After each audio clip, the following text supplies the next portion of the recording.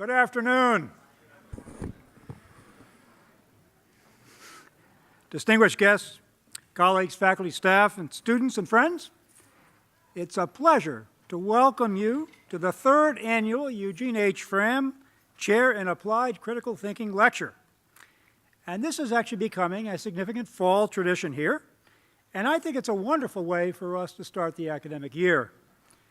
As you might recall, the Fram Chair in Applied Critical Thinking was established in 2012 by an RIT alumnus who wishes to remain anonymous, but he established it as a way to honor his former teacher, Dr. Eugene Fram, the J. Warren McClure Professor Emeritus of Marketing in the Saunders College of Business, where he served on our faculty for, get this, 51 years.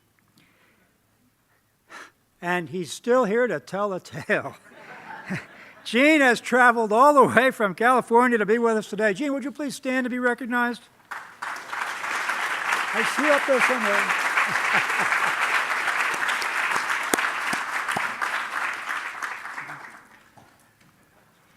Critical thinking remains one of the most important and widely discussed topics in contemporary higher education. And frankly, I believe it is essential if our democratic society is to flourish, if our students are to become actively engaged global citizens, and if they are to become lifelong learners. And frankly, if they don't do those things, they won't live truly meaningful lives. In a deeper and more profound sense, critical thinking and critical reflection can help them to understand themselves, the world, and their place within it. And I should actually replace the them with us. Just this last week, Inside Higher Education, probably the most active online higher education website, published an in-depth article on the Fram Chair and our specific institutional efforts to date under Professor Sheffield's leadership. It has been another very busy and productive year for him, but much important work remains to be done. He has continued to lead faculty workshops and to sponsor related programming. A preliminary draft plan for integrating critical thinking across our undergraduate curriculum has been written and presented to key shareholders, including the Provost Council, the Fram Chair Faculty Advisory Group, and several academic departments. He has also met with many faculty, students, and staff individually to discuss their teaching pedagogy and to suggest ways in which to make critical thinking a more intentional learning outcome. When RIT hosted the second annual meeting of the Assessment Network of New York this past April, he organized and led a panel on the assessment of critical thinking challenges, opportunities, risks, and rewards, which included several regional and national experts. This past July, he led an RIT team to the American American Association of Colleges and Universities Faculty Institute on Integrated Learning across the departments, that's a big mouthful, in order to discuss his plan and to seek extra expert feedback and guidance. And in recent weeks, Chip has been networking and discussing critical thinking with a number of influential international scholars. Now, many of you remember, if you attended last year's Fram lecture by the noted NYU sociologist, Dr. Richard Arum, you'll be pleased to know that he is coming back to RIT on May the 7th, 2015, to discuss his newest book, Aspiring Adults Adrift. That sounds like me, actually. It is already receiving a great deal of critical attention, so please mark your calendars. And I couldn't be more delighted that Chip persuaded Dr. Bell, an Intel Vice President and Director of User Experience Research at Intel Labs, to give this year's lecture. Chip, I'd like to ask you to come forward and formally introduce our speaker. Chip?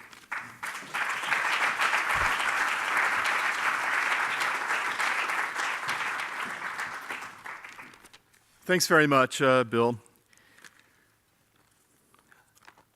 Over 20 years ago, on a beautiful autumn day, not unlike the present, at the majestic and sprawling grounds of the Pugh family estate known as Glenmead, which served as Bryn Mawr's graduate student housing, I first met Genevieve. I was ensconced in my first semester of graduate study for the PhD, and my dear friend, Philip J. Kent, an Australian from Sydney, introduced us. His subsequent death left a tremendous void for all of us who knew him. She and I spoke only very briefly. It was nothing more than a very quick exchange before she went on her way. Yet I've never forgotten that fleeting encounter. Philip remarked to me afterwards in his characteristic way, "She's off to Stanford." Sorry, I'm having trouble reading here. She's off to Stanford now for more graduate study, and you'd better watch her. She's something special, a real martyr. Tough as nails, fearless, and smart as a whip. More or less, end of quote. I followed his sage advice, and I watched her meteoric rise with great interest. I'm immensely grateful to her for agreeing to be with us here today. Genevieve, thank you. I'm not finished. I have more, I'm sorry. Dr. Bell's work at Intel reminds me of an old Swedish expression, bara döda fiskar följer strömmen, which translates roughly as only dead fish follow the stream. In other words, you shouldn't just go with the flow or follow the herd. You should strive to be different, to have the courage to follow your own path, to listen to your convictions, and to prize eccentricity, dissent, constructive criticism, and difference. In other words, originality is the key to life, and imitation is death. Often described as the gadfly, contrarian, dissenter, and outspoken social scientist, a female in the traditionally male-dominated field of corporate engineering, Dr. Bell has always been nothing but fearless.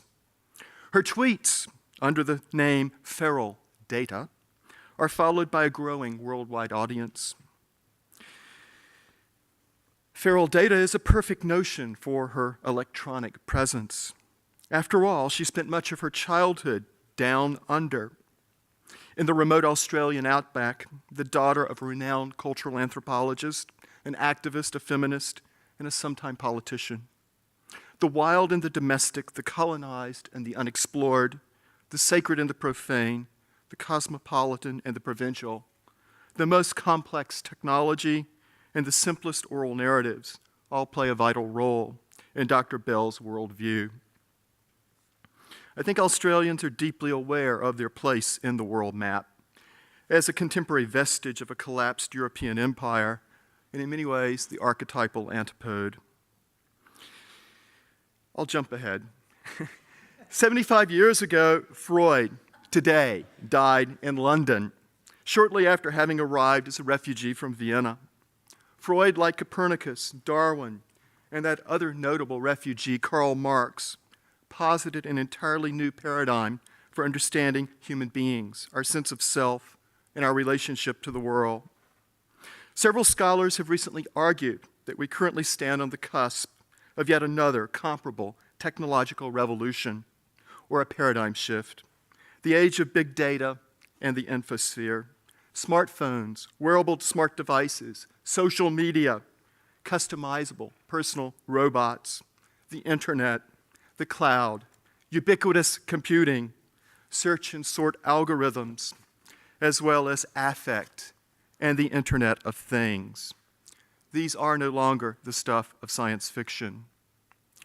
Dr. Bell's talk today, of course, will touch on a number of these issues and also provide important insight into future possibilities. Dr. Bell.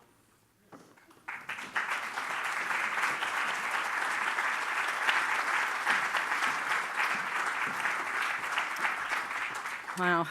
Way to make a graceless entrance on my part. It is my extraordinary privilege and pleasure to be here. It is always an honor to be at the universities of America. I consider myself to have been a product of a liberal arts education on the East Coast. I've just been reminded quite some time ago. Thank you for that. But I thought what I would do this afternoon was talk a little bit about a piece of speculative work that I have been doing. And it's fascinating to be reminded that it's 75 years since Freud's death, because I think in some ways he would resonate with this topic. I entitled this lecture Making Life because I'm very interested in the ways in which technology has served both literally and figuratively to shape our imaginations. I'm also really interested right now in the topic of robots. I've just learnt the sign for robots. Very obsessed with the topic of robots because I find them fascinating as a proxy for a certain set of conversations about what is technically complicated but also always the subject at the center of our imaginations. So those were a number of gracious introductions for me. I think probably it is best to say two other things. I am indeed the child of an anthropologist, but I'm also the child of an engineer. My father was an engineer, as were both of my grandfathers. And whilst I grew up living with Indigenous people, I also grew up dismantling engines.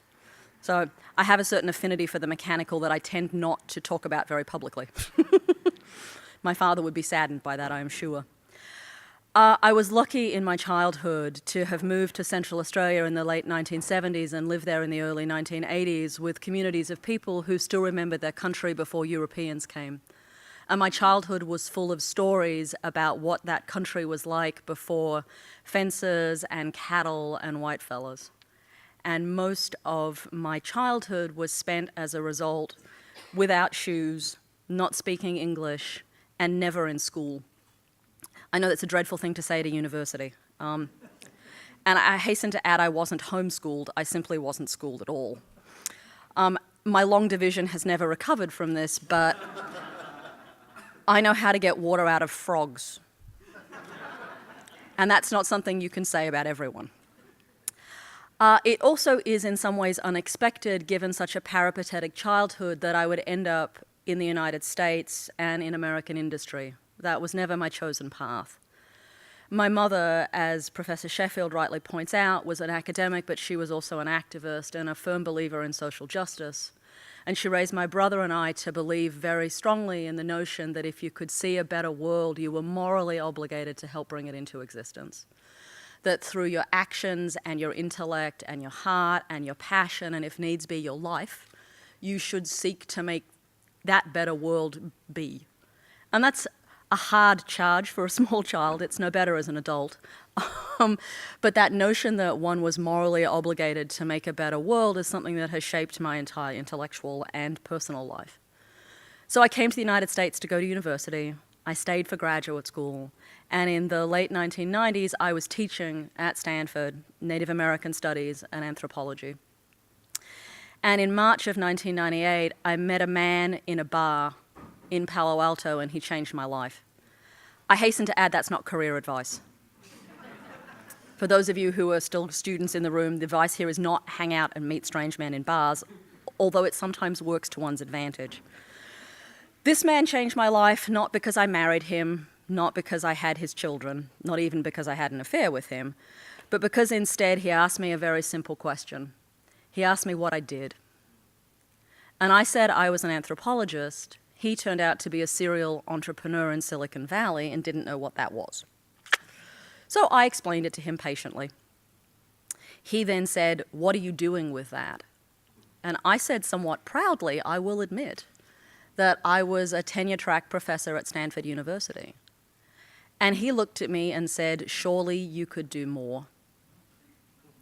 And that was an extraordinary thing to be told, as someone who was raised to, believe in the university system. And I left at that point, because that was really enough of that conversation. So imagine my surprise when he called me at home the next day, because my mother, like I'm sure some of the mothers in this room, had cautioned me not to give my number to strange men in bars, and I hadn't. And this was 1998, before Google, before LinkedIn and Facebook, before a white box on the internet into which you could have typed my name. And instead, he'd done it the old-fashioned way. He called every anthropology department in the Bay Area looking for me, by description. She's redheaded, Australian, loud. To the infinite credit or discredit of the secretary of the Stanford Anthropology Department, she said, "Oh, you mean Genevieve, would you like her home phone number?" And so here I have Bob on the phone saying, "You seem interesting." And I'm saying, "But you don't."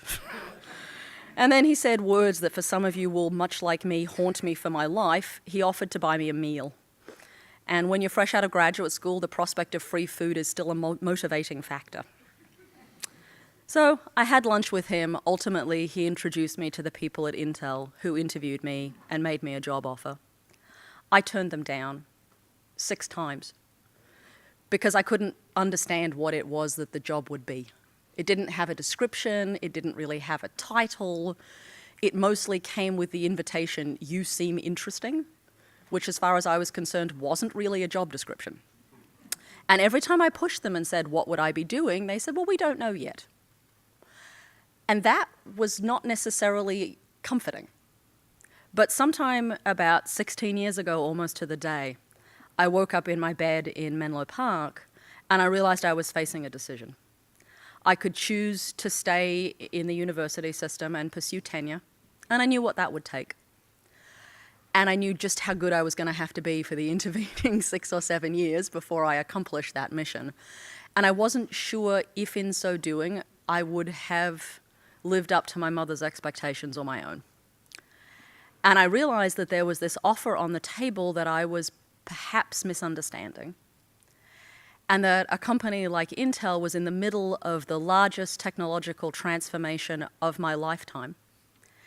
A technological transformation that stood the possibility of shaping the way we did everything. Not just the way we resulted, and engaged with information, but how we engaged with each other, and with money, and with God, and with love, and our bodies, and all of that seemed kind of amazing. And for those of you who were still children in 1998, I know it sounds odd to imagine that it was ever up for grabs that the internet was not going to be this thing, but there was a brief moment in the late 90s where it could have gone either way. But here was Intel saying, "You should come join us." And I realized that I was being given the invitation and the opportunity of a lifetime. That I was being asked to sit in the middle of the most exciting conversation as someone who could be a different kind of voice. Because they knew I wasn't an engineer. They knew I was an anthropologist. They knew I was slightly difficult. Because truthfully, when they interviewed me, their last question was, "Is there anything else we should know about you?" And I said, "Yes, I'm a radical feminist and prone to, neo-Marxism." And my now colleagues said to me, "Will we like that?" And I could quite honestly say probably not for the first 6 months, which turned out to be accurate. So they knew what they were getting. I didn't really know what I was walking into, but in, I think, September 9th, 1998, I joined Intel. And I turned up on my first day of the job. My new boss said, "We're so pleased you're here because we need your help with 2 things. And I remember thinking to myself, you've had 6 months and there was no job description. And now you're limiting my scope of work to 2 things. I wasn't happy. And I said diligently, "What 2 things are they?" Because, you like to make a good impression on the first day of the job. My new boss says, "Well, we need your help with women." I'm like, "Okay, which women?" My new boss says, "Well, all of them." I'm like, "All 3.2 billion, I said. And she said, "Yes, that would be excellent." I'm like, "What is it you imagine I will do with 3.2 billion women?" I inquired. And my new boss said, "It would be great if you could tell us what they want." So in my notebook of the day, I wrote down "women all" and underlined it a lot, and tried to imagine what was the project you would do that it would explain 2 things. One, that women all wasn't actually a meaningful category, and 2, some data that said something interesting about women all. And those of you who are researchers or who have a life ahead of you in research, those are the best moments there are.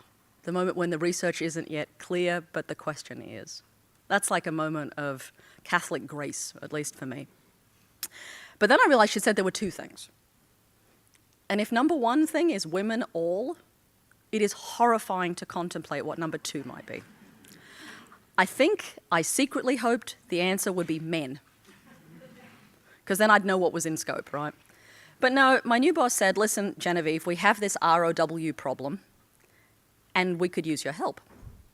And I had to confess that I didn't know what ROW stood for. And my new boss said that was rest of world. Rest of world. And I said, where's world? Because that seemed to be an obvious next question. And she said, that's America. Like, okay, good. So then, to recap, my new job will be explaining women and everyone who doesn't live in America to everyone in the company. Yes, said my boss. And I'm like, okay. And I went back to my desk. I will confess at this point, I think I went back to my desk in a kind of mixed state of fear, terror, and a vague nagging sense I might have made a bad decision. Because when you're told to explain to everyone who isn't in the building to everyone who is in the building, that is an awesomely frightening task. But it's also been my job for 16 years, and it has been a job I have loved more than any other. And I consider myself to be an extraordinarily privileged and lucky person that has been my job.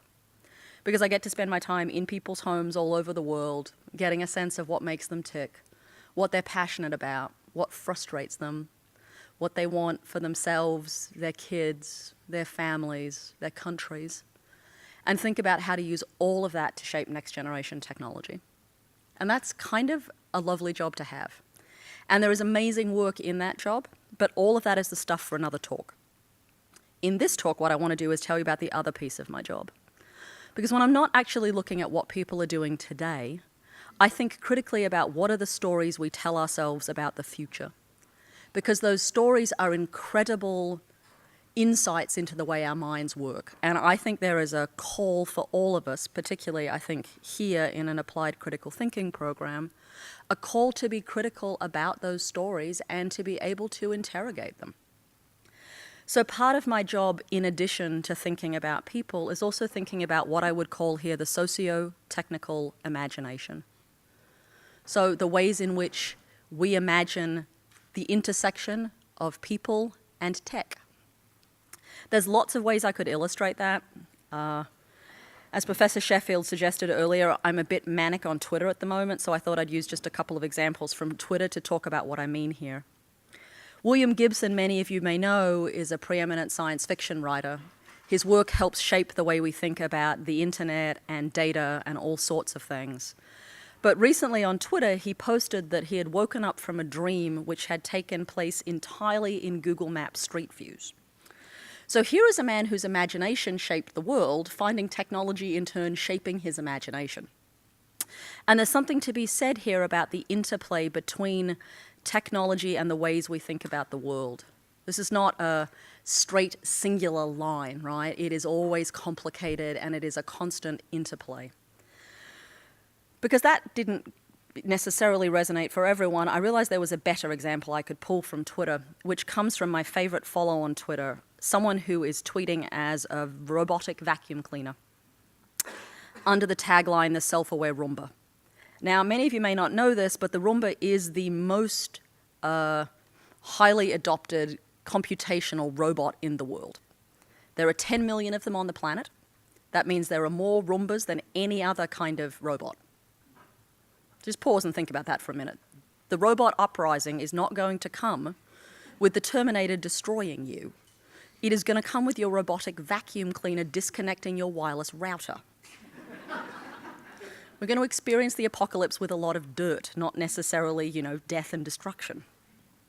Nonetheless, this robotic vacuum cleaner has a delightful inner life and spends a lot of time thinking about the things around it and imagining the world in which it lives. At the moment, it is convinced that the household appliances are talking to it, which is excellent. It is also, unsurprisingly, as a vacuum cleaner, obsessed with dirt. So it dreams about toast and dust and glitter and leaves and dog food, in no particular order. Why it is that we want to imagine or that someone would go to the trouble of creating a Twitter account and then tweeting about a vacuum cleaner tells you something about the nature of our relationship to technology that we secretly wish they had inner lives, and that those inner lives had something to tell us about the nature of the world, or in this case, toast. There are other ways of thinking about this. This is probably my favorite piece of video on YouTube. It was posted about 2 years ago, and it features a Furby in dialogue with Apple Siri. And this will be fun to watch how it is signed, because the Furby goes, makes the Furby sound, and the Apple Siri says, "I cannot find Graham in your address book." And the Furby goes, "La la la la la," and the Siri says, "Would you like me to look up Shell Oil?" And there are 45 more seconds of that, and it's kind of fab, right? There is a very nice young artist in Portland who made this video, and he knows I am obsessed with it, and he is always very sweet about it. He brings me Furbies as gifts because he says my impersonations are good, but could get better. I thought this was so delightful that I brought it into work one day and tried to have a conversation with my engineers about it, because I said, listen, I think there's something really important going on in here. And they did not. So I had to explain it to them. I said, listen, I think this is about a genealogy. Granddaddy talking thing to grandbaby talking thing. You know, a talking thing from 20 years ago and a contemporary talking thing. And then I pushed it one step further and said, I actually think this is like a tree of humanity. This is a diagram of evolution. From a thing that talked to a thing that knows how to both talk and listen. And the listening is important, right? Because the listening starts to suggest a different kind of model of engagement. Because if a thing can listen, it suggests that maybe it will think. And if it is listening, it suggests perhaps it is listening to you, and maybe what it will do is have a relationship with you. At this point, the engineers with whom I worked stopped me and said, listen, here's the deal. If this object speaks and listens and thinks by itself, you know what happens next. And I'm like, yes, we have a relationship. And they said, no, it kills us. And somehow my colleagues had gone from the Furby to the Siri to the Terminator. Like, boom, boom, boom. And I thought, what is it about our anxieties about things coming to life that so shape our imagination that we have to imagine that any technology that gets close to us has ill intent? And I started to think about that, right, as an anthropologist, as someone who studies the ways we think about culture. And I realized a couple of things. One is that as human beings, over, I would say, the last at least 3,000 to 5,000 years, we have had a fascination with stories about things coming to life. In the Greek and Roman traditions, those were the precepts of gods. Gods could bring things to life, not always things that were supposed to be brought to life. Sometimes bringing themselves to life in odd bodies and getting up to no good. In the Christian tradition, we know that the foundational stories are about a God bringing human beings to life, bringing us into existence. In most of the other major world traditions, there are stories about a God figure making human life. And those stories are hugely important, right? Because they start to suggest who it is that gets to make life and who doesn't. Because there are lots of people who attempt to make life who shouldn't. And in most of the stories we tell ourselves, those don't end well. Whether it is the benign stuff of Disneyland, like The Sorcerer's Apprentice and Pinocchio, the earlier stories are less benign, but the moral is always the same. Whether it is the alchemists attempting to make homunculi, whether it is the various other stories we have told about men making things come to life, the moral arc is usually the same. If you aren't a god, making something come to life is stepping out of the order of things, and there will always be consequences. In some ways, the most important of those stories, the one that shapes our socio-technical imagination today, is actually the story of the golem that comes to us out of Jewish mysticism and out of the Kabbalah, and is a story about, told in many ways, the most dominant one is told about the Rabbi Lewi or Levi in Prague in the 1600s, who carves a creature out of mud and brings him to life to look after the Jews in Prague. And he is a creature who can only do God's work and the rabbi's work. He can't do ordinary tasks. When he does, nothing good comes of it. Think Sorcerer's Apprentice kind of activity. But he is seen as being this extraordinary figure, right? Carved out of mud and clay, brought to life by God's words slammed into his forehead, and given this incredibly important role of protecting the Jewish community. But that story of men bringing something to life, of a creature brought to life from other sorts of material, that story never goes away. And it haunts our imaginations through to the current day in many incarnations that you will recognize and I will touch on later. What is fascinating, however, is by the 1700s, we stop just telling stories about making life because a whole series of new technologies start to stabilize that make it possible to at least start to make things look like they're alive.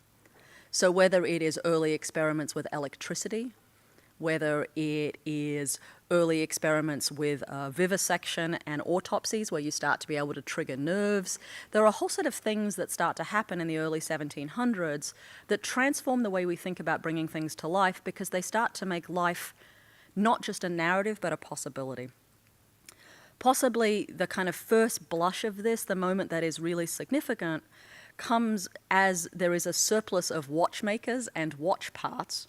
A kind of classic thing, right? Watches take off, a lot of people flock, people send their sons to become watchmakers, then there is a glut in the market, and watchmakers who don't know what to do with themselves. This is to overly simplify a fairly long period of history.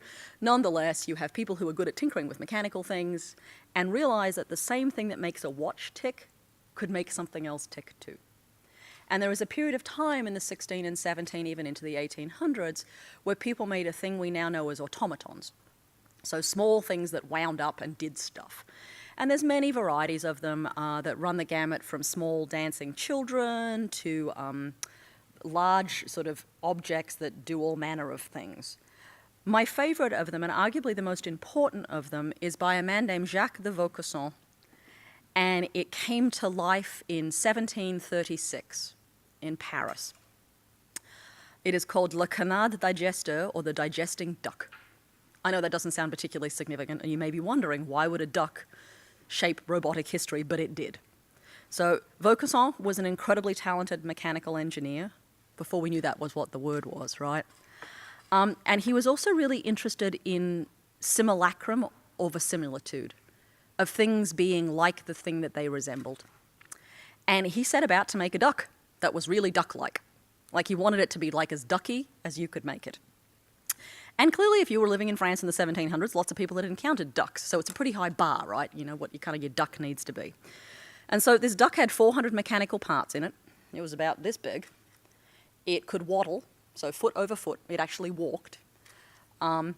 Its beak clattered. That was good. Vaucanson decided that this duck should digest, because as you do, so you could feed this duck. And his first pass at it, he made a digestive tract of metal. But when you put water in it, it rusted. So Vaucanson became the first person in Europe to use vulcanized rubber for anything. Effectively for the intestinal tract of a wind-up duck, but nonetheless. Maybe not an honorable start, but a good start. And so you should be able to see where this is going. So, this duck walks, this duck eats, this duck digests, and there's only one thing left for this duck to do. Now, in 1736, it was very hard to fake digestion. So this duck had a trick up its sleeve or possibly somewhere else. Because this duck actually had a pre-cached reservoir of duck poo in the bottom of the duck, which was collected every night by someone, I imagine an intern or a postdoc. Because those are the kind of tasks we all got given. And so as this duck would walk across the stages of Europe, it delighted people with its extraordinary resemblance to ducks, because it did everything they knew ducks did, like all of it. Walking, eating, digesting, pooing. I mean, it was like a full wonder. In fact, so spectacular was this duck that it's made its way around Europe. It was on many of the courts and stages of Europe. Voltaire said of this duck that without this duck there would be no glory for France. That may say more about Voltaire or France than it does about the duck. nonetheless, this was understood as being a transformative moment, a moment where you could take technology of the day and make something come to life, something that resembled life enough that, you know, had Freud been around then, he might have called it uncanny. And truthfully, I'm sure these were the things he was meditating upon when he thought about things as being uncanny. But unless you think that verisimilitude is the only prize for life here, there is a counterexample I want to bring you from Japan, from the late Edo period, and a Japanese imperial mechanic by the name of Tanakan, who took the very same, T-A-K-A-N, Tanakan, who took the very same mechanical object, the watch, deconstructed it, and made a different kind of automaton. They called them karakuri, K-A-U-R-R-I, twice. Karakuri. But you could just call them automatons because that would be easier. They were never meant to look like lifelike things, right? So this particular karakuri is about 12 inches high. It works by putting tea in the teacup. When you put tea in the teacup, it runs across the tabletop. When you pick up the teacup, it bows and runs backwards. There was nothing that did that. There's not like, you know, some small animal in Japan that is being animated to deliver tea. This is someone's notion of if you could bring something to life, why did it have to be human things? Maybe it could be something else. And so the idea here is that not all stories about making life are about making human life. And that there are always possibilities that making life doesn't necessarily have to be from verisimilitude, but it could be from a sense, in this case, of grace, wonder, beauty, or perhaps, you know, ritual. Nonetheless, if you were making things, by the 1800s you start making stories about the consequences of making things as it becomes clear that the next generation of technology, moving now from watches to electricity, is going to be another game-changing technology. And a young woman named Mary Shelley wrote a work that in some ways has shaped our imaginations ever since. She wrote a story about a doctor named Frankenstein who made a man out of body parts and brought him to life with electricity. Where Gollum was brought to life by the shem in his forehead, Frankenstein is brought to life by electricity. But the genealogy is clear. These are in some ways the same story. And the monster here, who goes nameless, lumbers through life desperately trying to work out how to be human, is ultimately rejected by us and in a fit of rage turns on us, and then the book ends. Of course, then the book ends is a misdirection, because this book hasn't been out of print for 200 years. It has been the subject of more plays and movies and television shows and moments in popular culture, such that I now know there is a sign explicitly for Frankenstein, and you all know what it is. The bolt's right here. We all know that image, right? It's indelible. And this story has stayed in some ways to shape our imaginations and is the legacy of the Gollum story, right? It also forms the basis of why it is that James Cameron could have a multi-year franchise about the Terminators that also resonated. Because there is something here in the ether, the zeitgeist, about what it means to bring things to life and what the consequences are. Doesn't ever end well, is what you should take out of this. What is fascinating is, despite the fact we all know that, we keep building stuff. So, you know, okay, so Shelley says, bring it to life with electricity, nothing good will come of it. And people go, oh, let's try bringing it to life with electricity. I'm like, okay, good.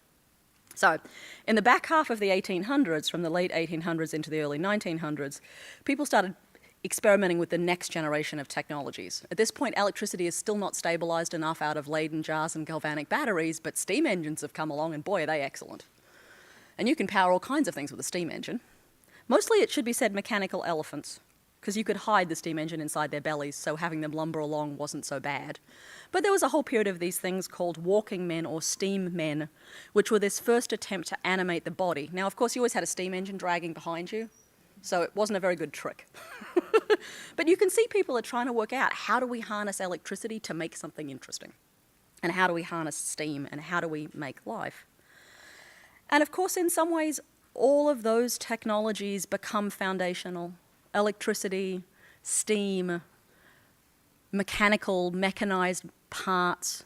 But also by the time we enter the 20th century, we're talking about radio and movies and the beginning of, well, the telegraph, the beginning of mass production. There are many things going on.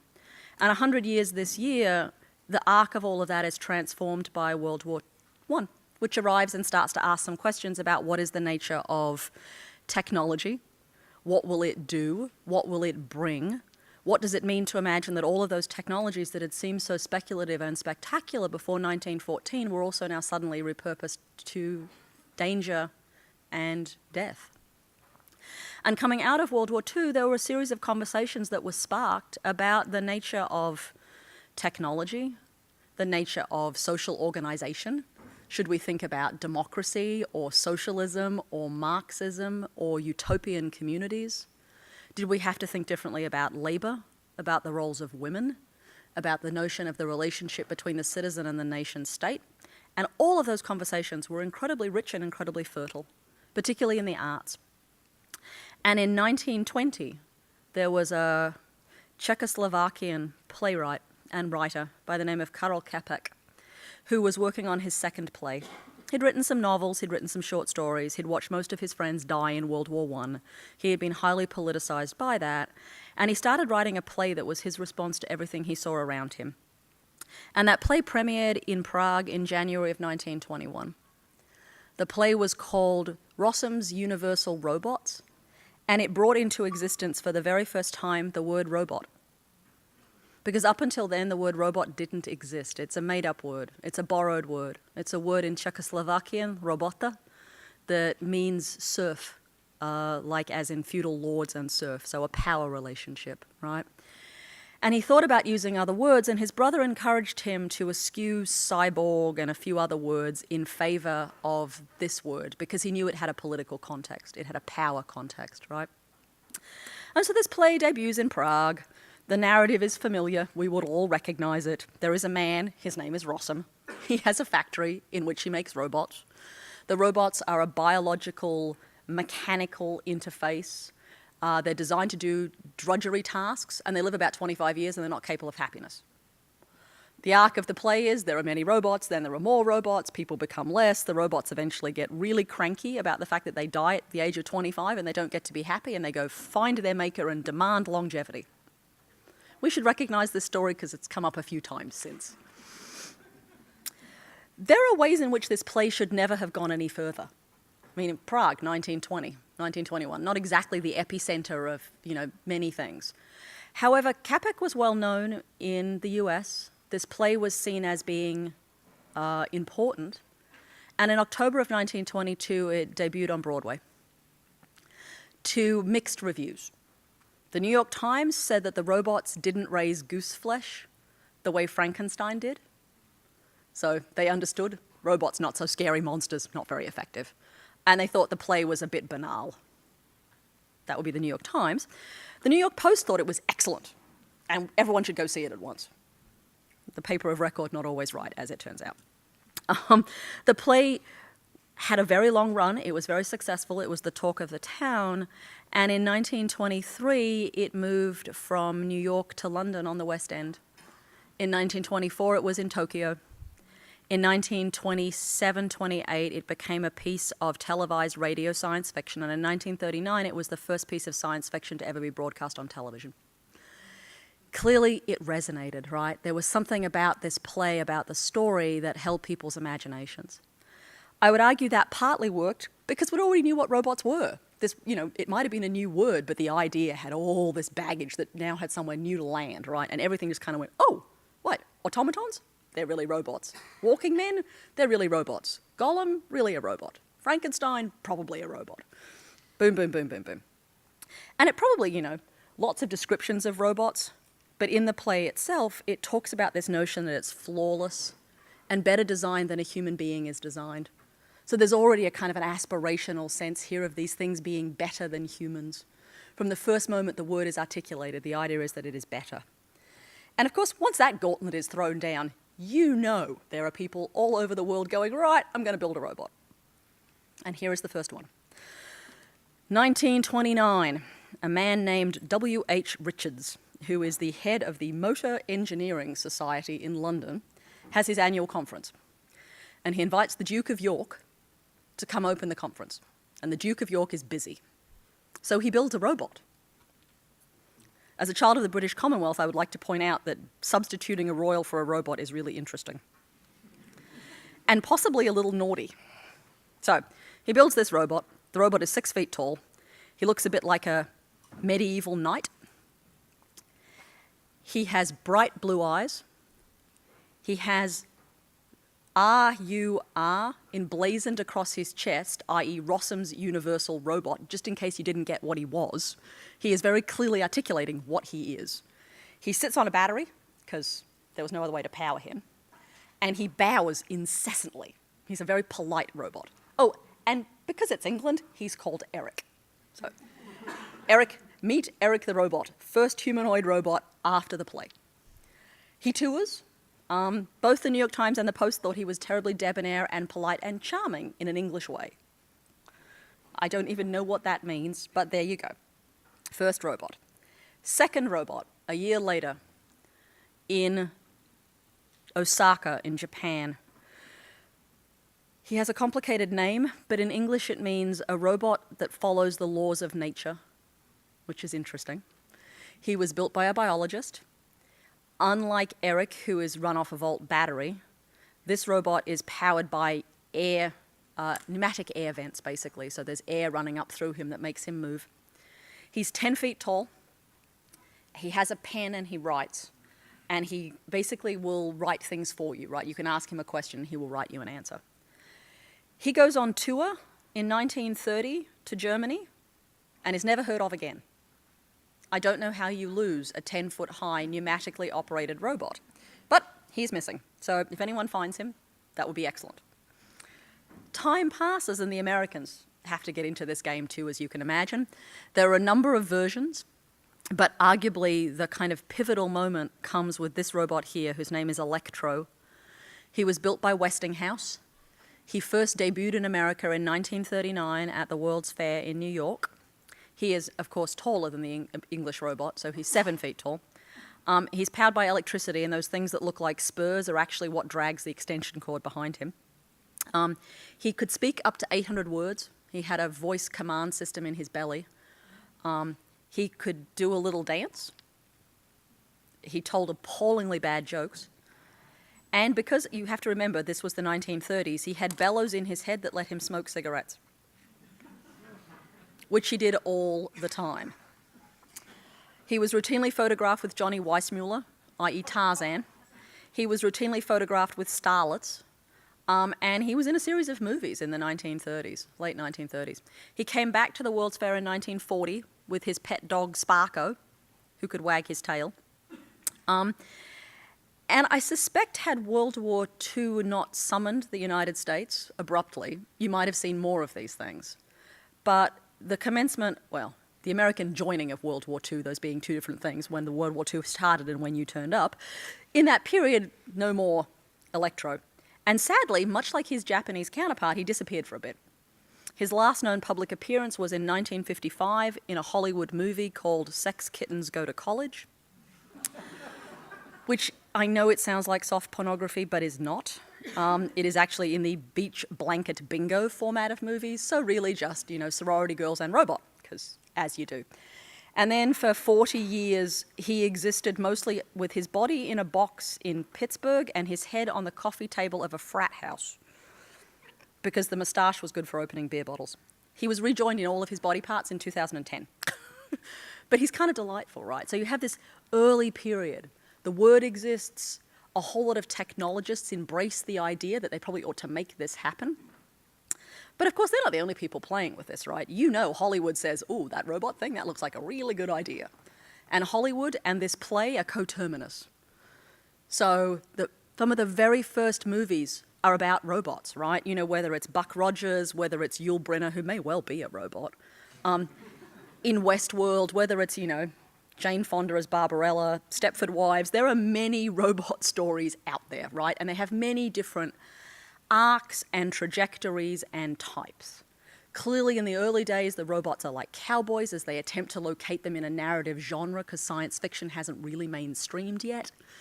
By the time science fiction turns up, robots are just part and parcel of the scenery. And usually we know how it goes. But the imagination here runs far ahead of the technical challenges, right? It is much easier to make a robot walk in Hollywood than it is in a laboratory. So you have these kind of interesting moves that happen, right?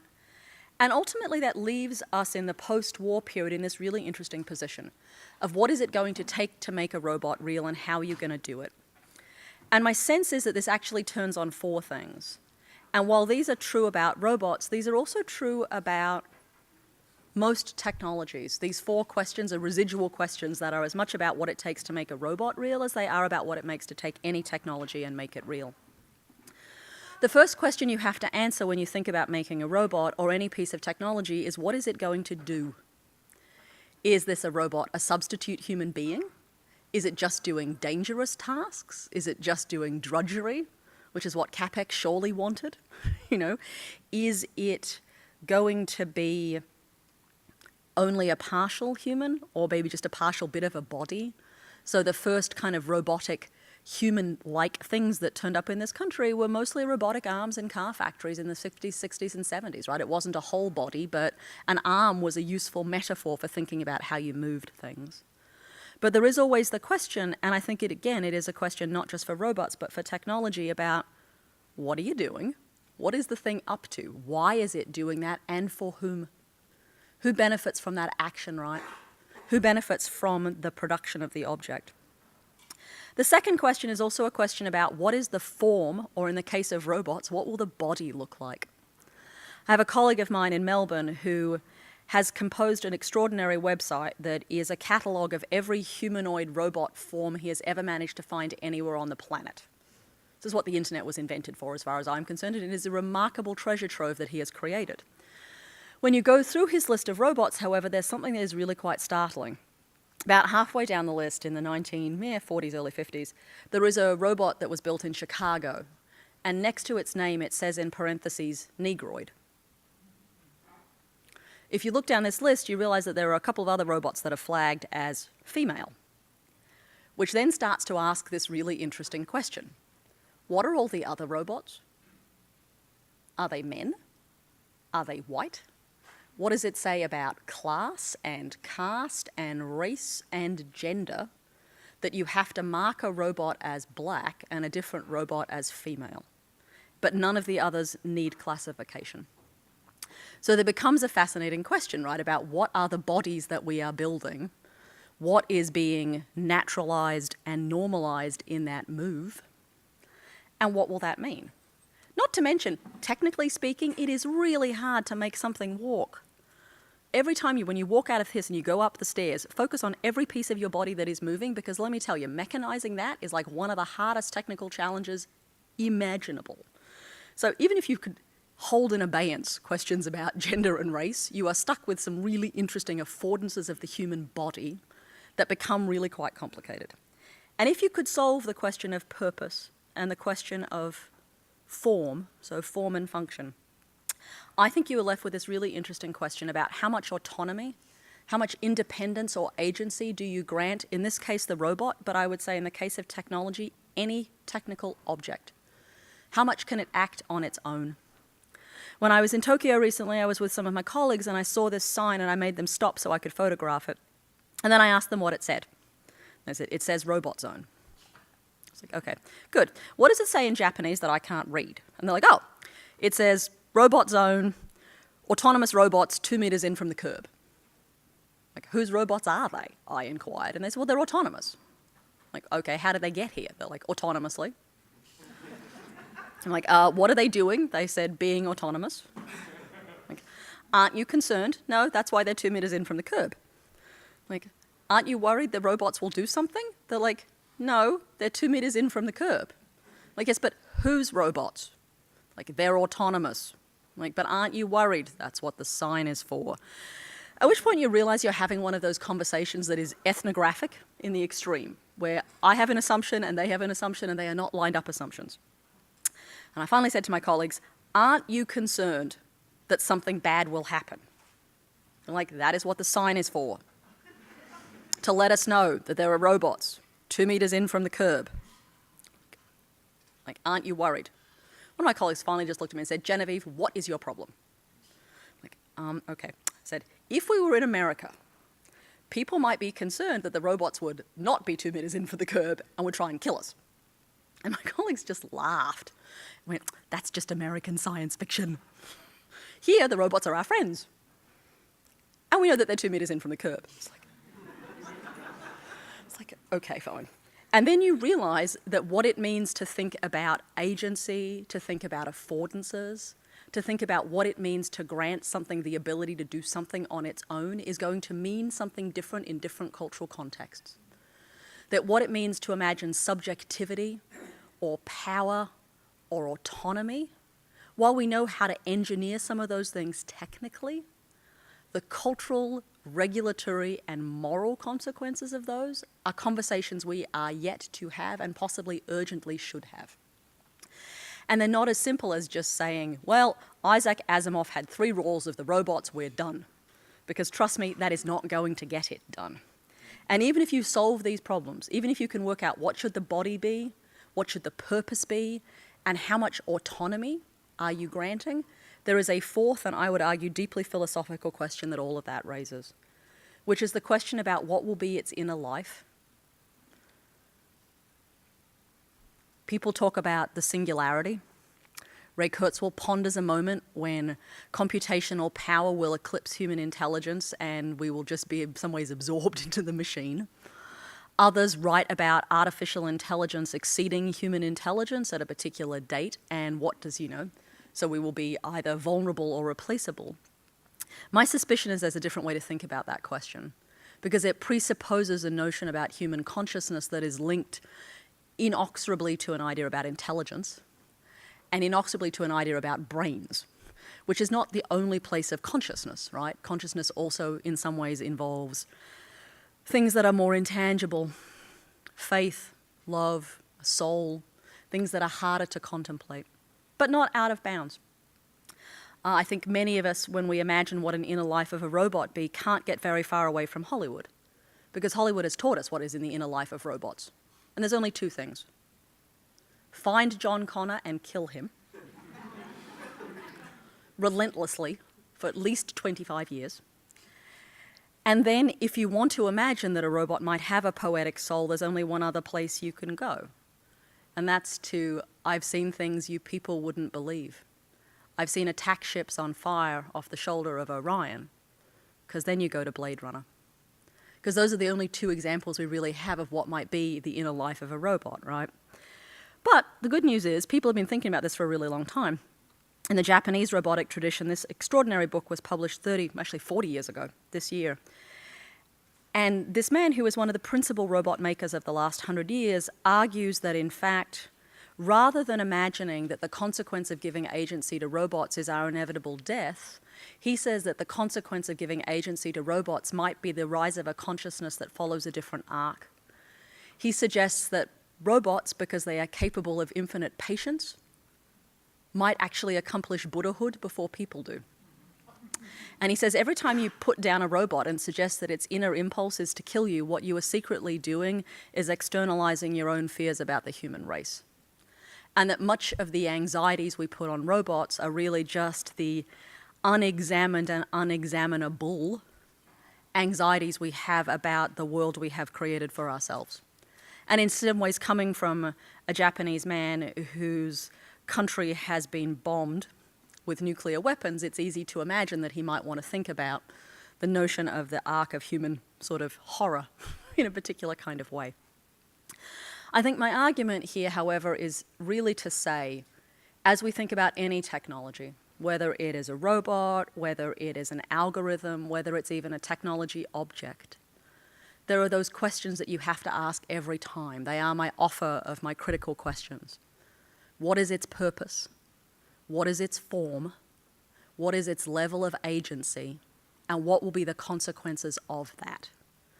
Because it turns out, for me at least, when I think about the politics and business of making technology, I realize that it's not as simple as just making technology. we are also always and already in the business of making culture. Because you can't set about to make a piece of technology without intersecting with 2,000 years of stories about what it means to make life. And every time we bring something to life, whether it's something as simple as Facebook or as complicated as a self-driving car, it's the same set of questions. What's it for? What will it look like? How much authority will we grant it? And what will it become and become to us over time? And as I think about what it means to drive a conversation forward, to drive a critical conversation forward, because I think that is the right kind, and I think about the kinds of technologies that are on the horizon, the Internet of Things, big data, autonomous vehicles, drones, self-reproducing algorithms, and just more social networking technology. I think these are always the questions. What's it for? What will it look like? What are we going to let it do? And what will it say about us when we have finished all of that? And with that, I want to say thank you.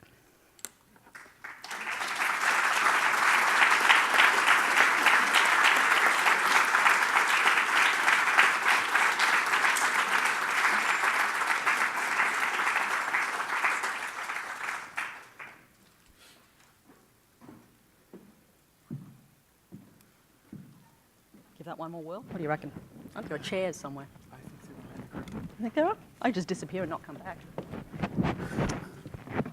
I will give you one chair, Chip.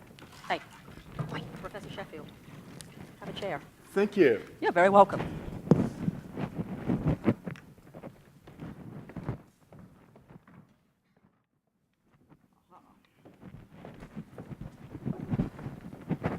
And I shall summon my own chair.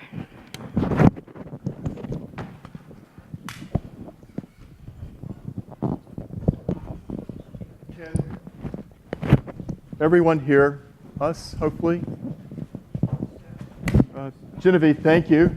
You're welcome. For that fantastic, very rich, and incredibly stimulating presentation. How can you go wrong? It's robots. Right. We wanted to break a little bit this year from our format that we've had the last couple of years. And actually, instead of having formal respondents, which we've had, and they have been superb, to have a bit more of a dialogue between the two of us. And then we certainly are very mindful of the time and want to open up the remaining for some questions from all of you who've been so patient, especially with my long introduction. Your talk was just such a rich and wonderful presentation, but it got me thinking about this distinction between the Orient and the Occident, the East and the West, and what an extraordinary difference there is. The Western notion of fear, and I think this Eastern notion of, as you say, perhaps even grace or imputing or allowing for the possibility of values. And it reminded me of this sort of notion of the self and the other. And perhaps how do we engage with that other? And is there a difference then across this East-West fault line? For someone who's spent such an enormous amount of time in Japan, in Asia, in Eurasia, in Australia. One of the big questions I've often thought about in thinking about critical thinking is this tendency to take a very, I think, almost American imperialistic view or a very European view of critical thinking itself. Yeah. And I mean, right, even reading a book, reading what makes us think we read left to right or right to left, these conventions that are adopted. But certainly authority, the notion of authority, I think, is often very, very different in Asia, having had Korean students who are so respectful at times, and I hate to generalize, but when it comes to this question of critical thinking, global critical thinking, or how we think. Wow, that's a lot of questions. So I'm going to answer the one I feel like answering. Okay, which is the privilege, absolutely. The privilege of just having done that. So I think there's a couple of things going on in the fear space that are instructive here, right? When you look at the relationship between the appearances of new technologies, particularly in the post-Enlightenment West, and human responses to it, the places where the greatest anxiety comes is as technologies come closer and closer to being like us in the West, right? But the like us piece is really important. So people like Alan Turing and the artificial intelligence community who set the bar of humanness as being about cognition, truthfully, going back to Descartes, I think, therefore I am, we have understood in the Western tradition that intellect and reason are the hallmarks of humanity. And as things get closer to suggesting that they can think for themselves or think, it raises this troubling question of what are we? I mean, what are we left with if they can think too? And surely they will think that we are very boring and then they will kill us, because that seems to be the arc, until you get to Spike Jones, right, where the story is now they will find us boring, break our hearts, and dump us for 700 other people, which is an interesting kind of repurposing of that tale. I think what's fascinating is you look at lots of other cultures, many other cultural traditions, there isn't a bright line between what has sentience and what doesn't. So many things are allowed to be alive. Many things are allowed to have some limited form of agency, some limited form of self-awareness or consciousness. And when you imagine that there is a range of possibilities of things that could be alive, that could be thinking, you are far less frightened when something else proposes to join that collection, right? It is less disturbing to say, only we can think, so if you think, all bets are off. As opposed to saying, we have many things that think in a different set of spectrums, so adding to that collection, not so troubling. Right. And I think what you have to imagine sitting under that are different philosophical impulses, different ideas about the role of rational thought and thinking and cognition, and as a result, different ideas about what gets to be in the conversation as alive versus what isn't, right? And I think, we've had a very particular set of intellectual possibilities about that in the West that are not the same elsewhere.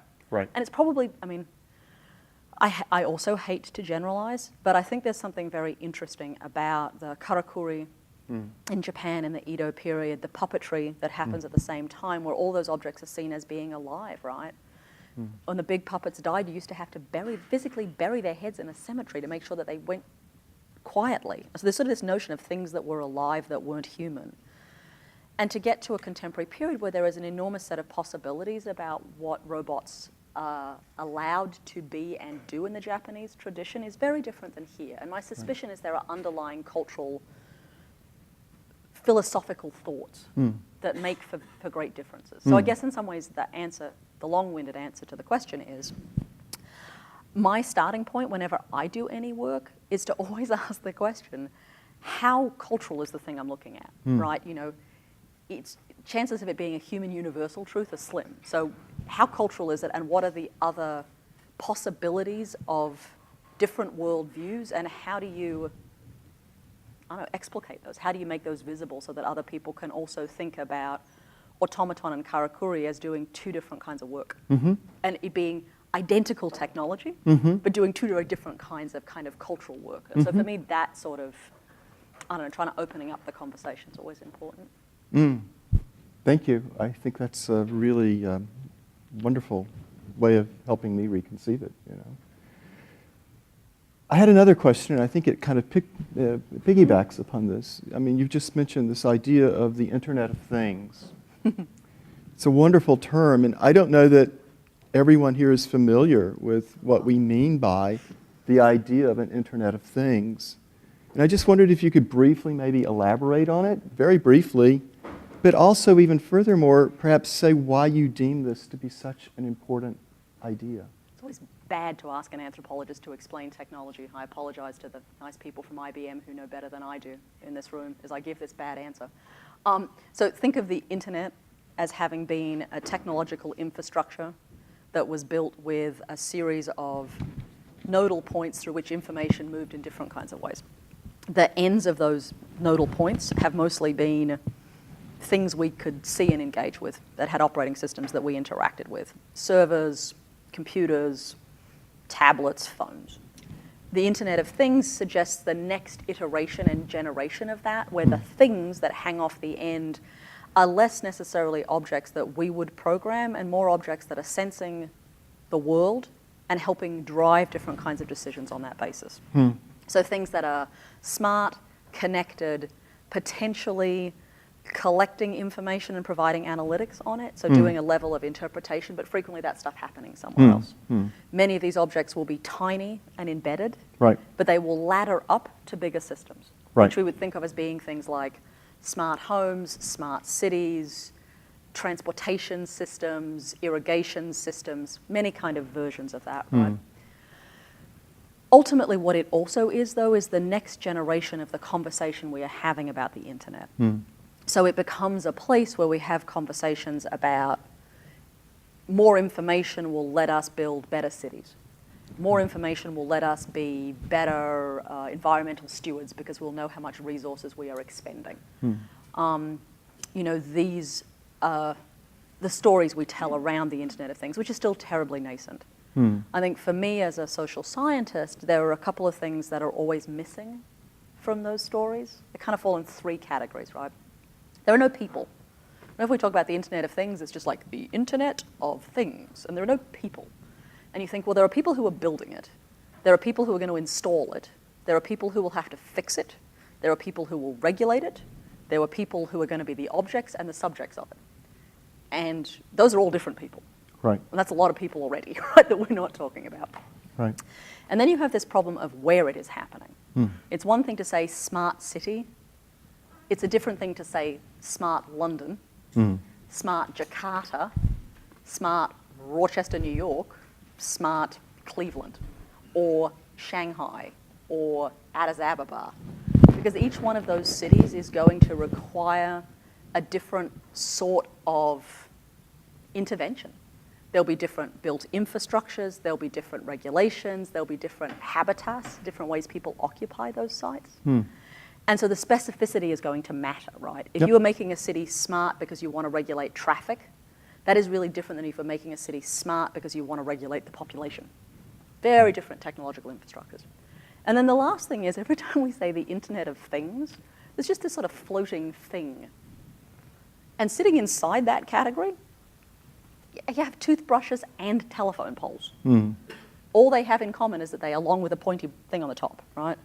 But what it means to make a toothbrush smart and connected, and frankly why, is a very different question than what it means to make a telephone pole or a light pole smart and connected and why.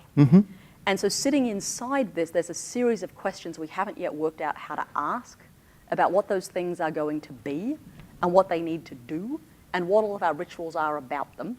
Right. And the landscape in which they exist isn't even.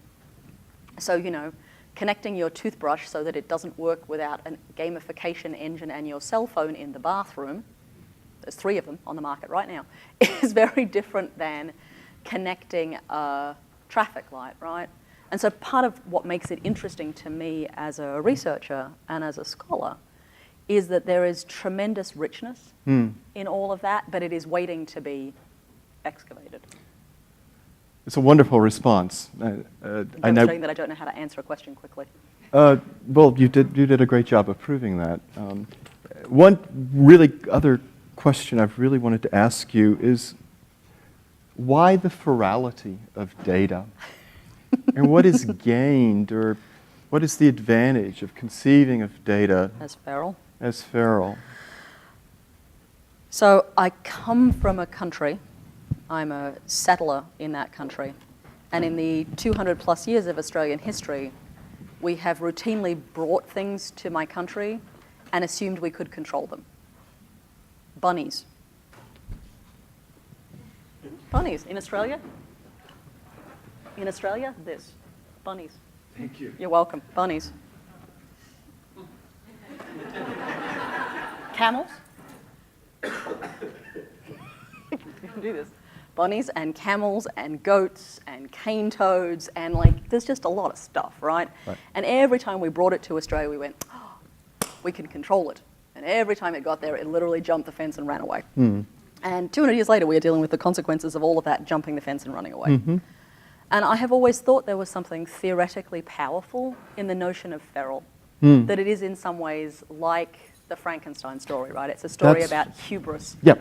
And I think there's something about imagining that we can record everything or have everything recorded and that it won't end up out of control in some way, to me just seems delightfully and terrifyingly naive. And that we have every example in the history of the last at least 200 years to suggest that arguing you can control something because you've put guardrails around it is to set yourself up to not have the right conversation. Right. And so for me, when I've used the tag feral data and when I have talked about feralness as an analytic category, it's been partly about trying to bring into the theoretical framework a thing that is very clear from my lived experience in my homeland, but also a way of starting to ask some different questions about, what does it mean to think about domesticating something? What does it mean to think about the moments of losing control? And frankly, sitting inside feral, there are multiple options, right? In Australia, we all knew the rabbits had gone feral because you couldn't miss them. They were everywhere. It was like a lot of bunnies. It was just like bunnies everywhere.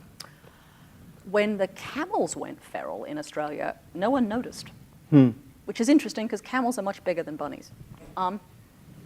It's true, they are. It's a scale problem.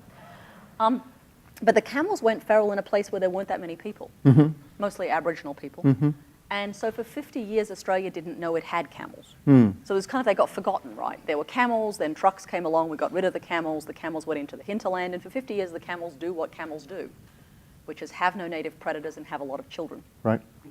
And so around about 1990, Australia woke up and went, Uh-oh. we have 300,000 camels, and they live to be 60, and they have a life, they have babies from the time they're 18 months old until they die, and they have at least one a year and two in good years, and that's a population that grows really good, big. It's an excellent CAGR if you were, in the business world. It's not good if you want to control the the camel population. But for me, what's fascinating about those two examples, right, is that the feralness of some things will be immediately apparent because they will happen clearly and in front of you and you will know it is happening. Right. And I think in some ways, we've had a few of those moments, right, where we have seen technology that is feral and we know what it looks like. I mean, you can make an argument that smartphones are in some ways feral in our hands, right? They're everywhere and you see them all the time. I think the moment of realizing that data was feral is more like the camels. It went on for a long time and suddenly we went, oh my God, why are all these fences falling over and the water tanks don't stay upright and why is this hill broken? And then you go, oh God, we have 350,000 camels we didn't know about. Right. And at one level, I would say, if pushed, and I can't believe I'm going to say it on camera, that Snowden was the moment of discovering we had camels. Was that, there was something about that moment in July of last year of realizing that there was an inordinate amount of data and tracking that was happening that hadn't necessarily been something people understood. Maybe they did vaguely in the back of their heads, but I think it's a bit like the camel problem, right? Yeah. You wake up one morning and go, oh, eek. And then you have this problem of how do you deal with 350,000 camels? Or the moral equivalent, which in this case would be a rather great amount of data. Yeah. Camels. Thank you. You're welcome. We should open up, certainly, what time remains to questions from our very patient and wonderful audience. I'm completely blinded by the light. Yeah, you and me both. If there is an audience, it's almost news to me. Does anyone have a question they would like to? I promise I am capable of a yes-no answer. But only under some circumstances. Oh, yes. Hi. So you started to go there, actually. You were talking both about feral data and robots. So by your definition, is this a robot? A smartphone is a robot. That is a good question. Is a smartphone a robot? I have a colleague of mine who says that any algorithm surrounded by an object is a robot. I'm not convinced that smartphones are there yet, but I think there are some things that are experiments around the edges that start to suggest that is possible. They may not be able to move themselves, but at the moment that Cortana, Google+, the Firefly SDK, Siri, so all of those are a run of personal assistance technology that sit on various phone platforms, right, that propose to know about you, your preferences, your activities. They are reading both the hard sensing data from your technology, so physically where you are, a little bit about your orientation, as in stationary or moving, and then also an ability to read some of your social feeds, so your calendar, maybe your email, maybe your preferences. When those things start to combine and your phone could start to say to you things like, there's some stuff things I've done for you and some stuff we should talk about and some stuff you need to make decisions about, that becomes more interesting. I don't think it's a robot yet, but the potential of it being artificially intelligent, absolutely. Now, it's also the case that the robot that was pictured here at the very end is a project we've been doing in our labs. You can also follow that on Twitter. 21st Century Robot, 21C Robot. And it was a developmental platform. We were actually really interested in how do you engage the next generation of innovators with programming technology. And effectively, at the moment, you can make Jimmy work by sticking a cell phone in his head. So at that point, your cell phone would be a robot, but it would be a stretch. It'd be cute, though. It's a wonderful question. Thank you. Are there other questions? I see a whole bunch of hands. Yes? So do you think that someday we have affection? Can you get a microphone, please? I can repeat the question if you like. It's coming, Will. I can just repeat it too. It's easy enough. That's okay. Yes, hello. So my question was, do you think that someday people will have affection for robots? Like I have seen that some robots that are pets, people use them as pets. So do you think that's a possibility in the future? I think it's already happening. I think it depends how you regard affection, right? If the statistics are to be believed, 50% of Americans who have smartphones sleep with them less than 4 feet away from their bodies.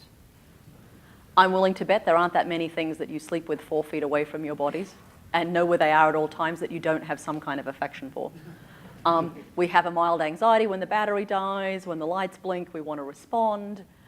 I think as human beings, we have routinely had affection for things that were not necessarily traditionally animated. I can think of many examples. B.B. King loved all of his guitars and called them all Louise. Lucille, thank you. It's like Louise, Lucille. All of them, every single one. Most, knights named their swords. People had names for their horses. People have long-standing relationships with their cars. I suspect there are some with bicycles. My suspicion is we have had affection for many things. What that will look like with the next generation of technology things is interesting to contemplate, right? Particularly if there is any capacity for those objects to return our affection in some way. So, I could argue, if pushed, that, my relationship with Amazon is actually quite fond. When I turn up on Amazon, they go, Genevieve, you're here. Here's all these things we think you should like and buy. Now, the buy part isn't necessarily a good relationship, but it's remarkably like the one has with one's children. Here's the stuff I want, now buy it for me. So at some level, it's like, yeah, I kind of get that. I get that dynamic, right? And Amazon knows it's me, and they've clearly thought about me. Now, it's an algorithm, it's not Amazon, but I'm perfectly capable of anthropomorphizing that website and imagining I have a relationship with it. I also suspect that as human beings, we frequently imagine relationships with other people that also aren't true. And we attribute a level of affection and care and possibly the reciprocation of those things that aren't always true. So imagining that there will be an emotional landscape in which objects also fit seems almost inevitable. And particularly when you imagine what some of those objects are. I certainly have colleagues who are deeply and profoundly grateful for their robotic vacuum cleaners because they vacuum things and they don't ask to be told what a good job they did afterwards. They just go back into a corner and plug themselves in, which is very different than managing other people who might vacuum in your house, notably your spouse. So there is a thing, I know people who are very grateful for their vacuum cleaners. I also know that as we move into a world where certain kinds of robotic care objects may appear, it's possible to imagine those will also be relationships of affect.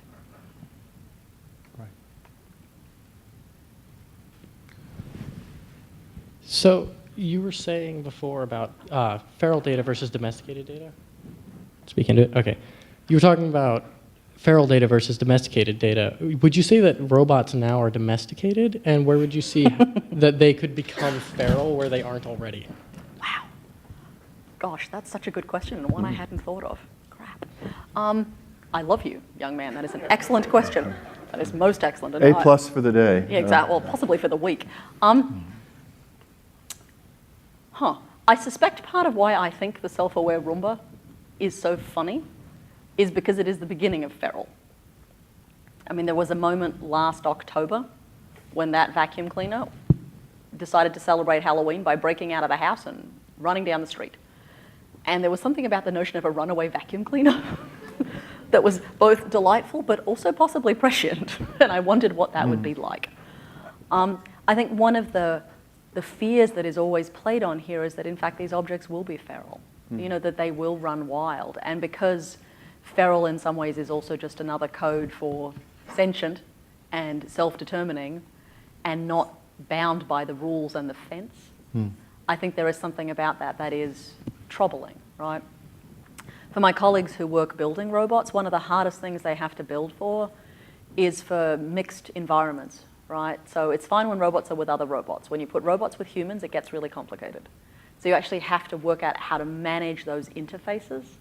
And I think in some ways in the short term, it's those interfaces that become more interesting than what will happen with the robot uprising. Because again, frankly, I'm increasingly convinced the robot uprising might just be the vacuum cleaners, which would be excellent, but it will happen down here. Yeah, exactly. Well, there was a couple of really interesting incidents that got made more of in the press than I think was necessary, but about robotic vacuum cleaners that, in the press's language, killed themselves, which is interesting to, that constitution is already interesting, right? What does it mean to have a vacuum cleaner that decides it's so miserable that in one case it appeared to have climbed onto a stove and set fire to itself? I think that was probably not true, but it was an interesting kind of moment. And there are some lovely design experiments. I have a colleague of mine in Europe who's just finished a project that was you'd like it, it was a design intervention called Addicted Toasters. And he imagined a world of the Internet of Things that were toasters. So, you know, rather than telephone poles, toasters. And in a world of quantified self, so, you know, when we can measure how far we walk, how much we eat, you know, we're starting to metricize ourselves. These toasters were quantifying themselves. And so they knew how much toast was put in them by comparison to all the other toasters around them. And so they became sad if they didn't get enough toast. This is let me be clear, this is a vision video, not reality. Your toasters are not sad yet. And they would sit there forlornly making the little buttons go up and down, hoping that someone would put toast in them, until eventually they sent out a distress call and asked to be removed from the house in which they found themselves, which is very different than feral. But I wonder if there isn't this space that will mediate those two things, where it may not be so clear about domestic and feral may not be your only options. There may be a third ground.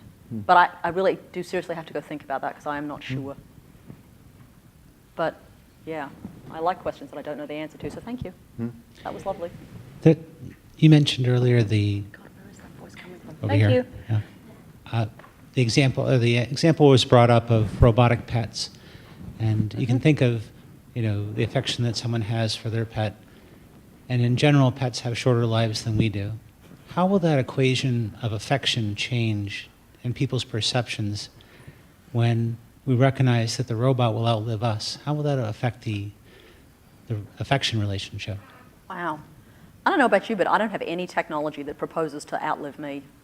The operating systems break, they get corrupted, the power charger doesn't work anymore. I mean, there's some interesting technical problems you'd have to solve before one might imagine a digital object will outlast you. That said, I think there are some really interesting pieces about what does it mean to start to imagine affection to things that don't necessarily change. I mean, you know, phones are an interesting one, right? Your phone gets old, you replace it with a new phone. Does your affection last with the old object or the new object that has all your stuff in it? So robot dog dies, you get new robot dog, it has same personality as old robot dog. Is it the same dog or a different dog?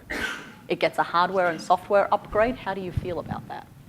I happen to loathe the push upgrade on my last laptop. It made me really cranky and I wanted to go backwards. You know, what that will look like with your pets would be interesting, right? So One of the things I think we need to remember is that whilst it is terribly seductive to imagine a world in which these robots will have solved a series of deep technical problems, some of those deep technical problems are years in the resolution. Power, just for instance. When do you have to plug something in? Where's the power coming from? Power, connectivity, agency, viruses, hardware and software updates. All of that stuff isn't going to be miraculously solved. It's years in the making to get some of those things right. And in fact, I suspect it's one of the impediments to certain kinds of technology progress is that there are some other really like prosaic things we need to solve that are kind of like deeply mainstream. That said, I have just remembered, your question makes me think of it, there is a lovely feral robot project. I knew it was somewhere in my head, by a woman named Natalie Jeremchenko. You know Natalie? She's amazing.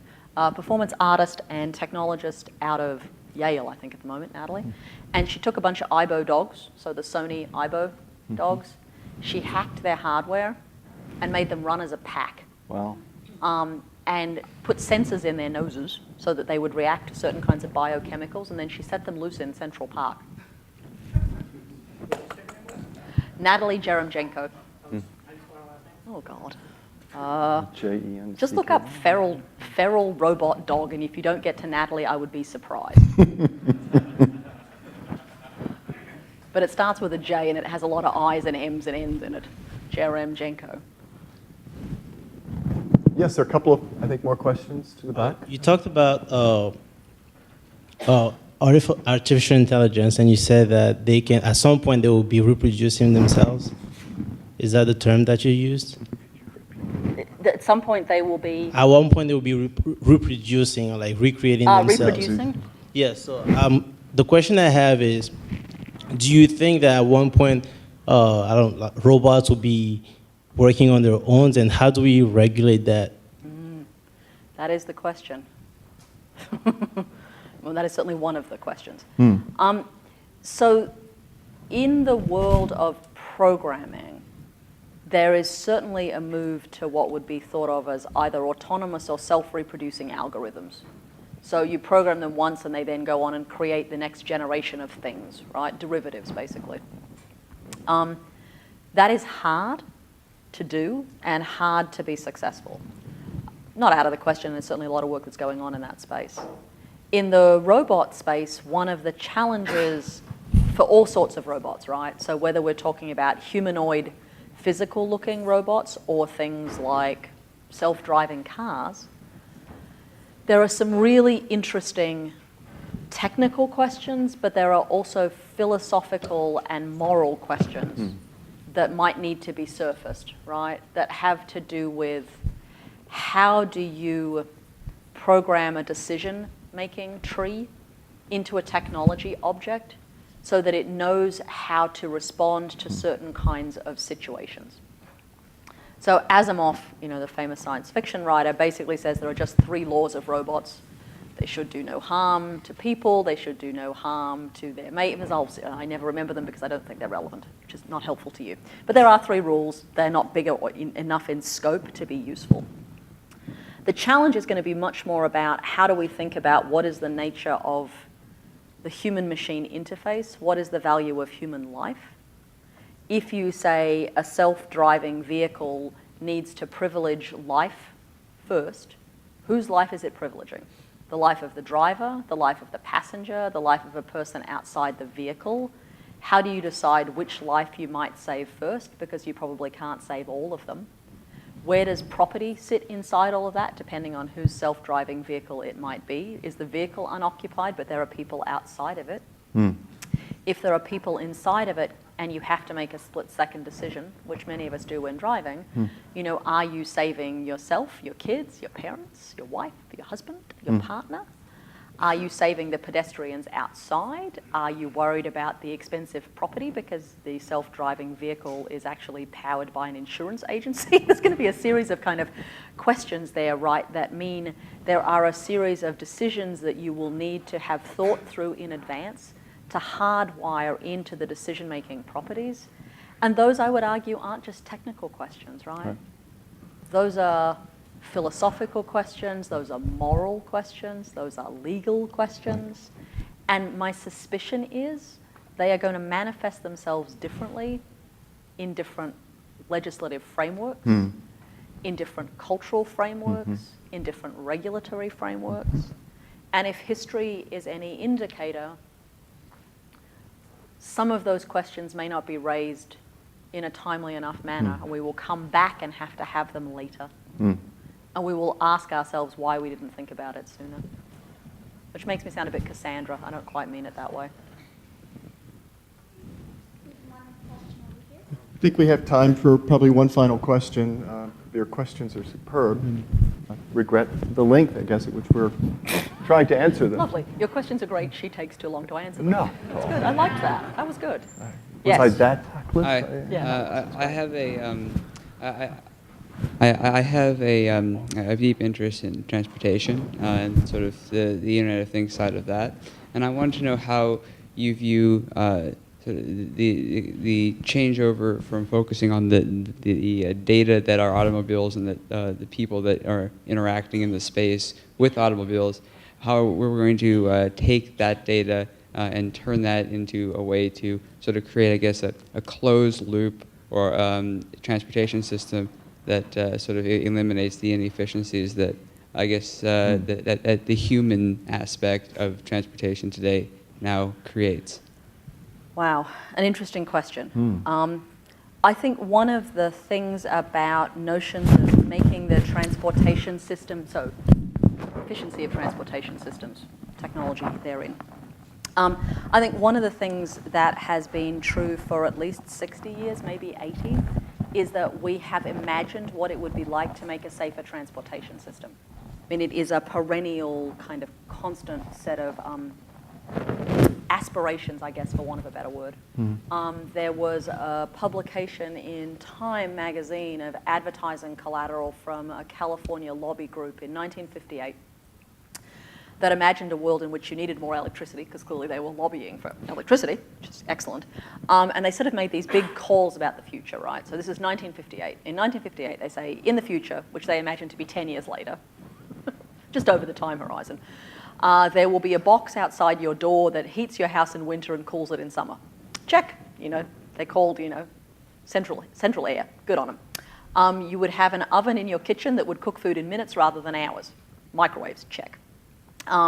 That your lights would come on automatically when it got dark and your blinds would shade when the sun came out. Yeah, home automation, not so much. They imagined that television would stop being a box that sat on the floor and become a panel window on your wall. Not bad. They also said there would be self-driving cars because it would make us safer. You will notice they were right on many of those things and spectacularly unable to deliver on that particular piece. My suspicion is because one of the things about cars is that it is not as straightforward as saying they are objects that get us from point A to point B. They are symbols, they are cultural objects, they are about moving us from one social situation to another social situation. They are also nested inside this incredible complex of car manufacturers, regulatory bodies, insurance companies, people who make tax on roads. Liability attorneys. Liabilities, exactly. I mean, there's this incredible kind of ecosystem. And my sense is that one of the challenges in that is that to move that whole ecosystem forward is actually quite tricky. It took Ralph Nader an extraordinarily long period of time in this country to make seatbelt wearing a standard. And it's hard to imagine that was an argument. It's like, put on this seatbelt and not die. No, we think that's a bad idea. Really?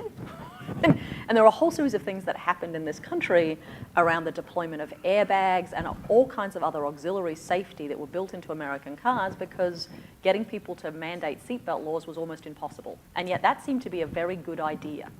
And the data was firmly on its side. So I think part of the challenge here is one that says it's not simply a matter of everyone agreeing that human beings are dangerous when they are behind the wheel. That data has been true since cars were invented. And there are particular categories of human beings who are more dangerous. Mostly young people between the ages of 17 and 25, and within that, mostly young men. Sorry. You know, and if we just banned all of you from the road, we'd be better off. But that's not going to happen either. So there's a piece that says we don't disagree about the data. We don't necessarily disagree about what the pathways forward are to resolve that data, but the number of stakeholders who have to be brought along is actually quite complicated. So much like I said about the robots, every time we propose to make a technology intervention, we're also making a cultural one. One of the challenges here is precisely that, which suggests to me you may find the adoption of self-driving cars or semi-autonomous cars, because that seems to be more where it's heading. You may find that happens sooner somewhere other than here, where either there are fewer moving parts or an easier capacity to corral them all into some kind of common thing. But I will say the thing that's fascinating about it is since the first moment cars appeared, the discourse about their lack of safety and humans' craziness that went with it, they've always been twinned, right? They're inseparable at some level. It is a machine that always comes with an anxiety about its cost and consequence. Absolutely. Thank you so very much. My pleasure.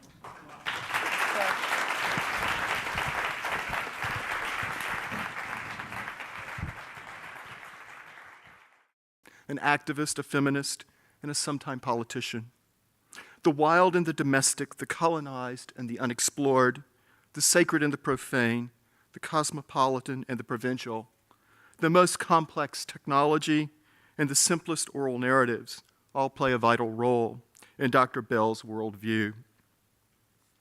I think Australians are deeply aware of their place in the world map as a contemporary vestige of a collapsed European empire, and in many ways, the archetypal antipode. I'll jump ahead. 75 years ago, Freud, today, died in London, shortly after having arrived as a refugee from Vienna. Freud, like Copernicus, Darwin, and that other notable refugee, Karl Marx, posited an entirely new paradigm for understanding human beings, our sense of self, and our relationship to the world.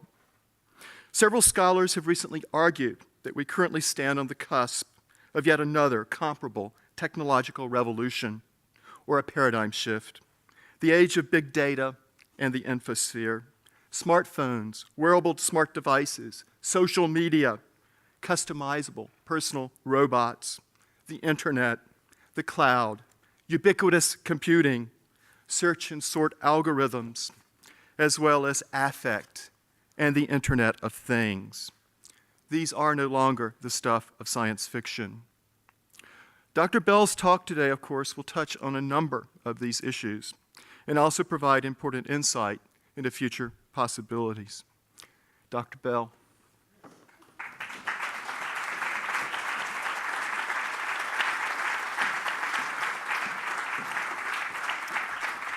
Wow, way to make a graceless entrance on my part.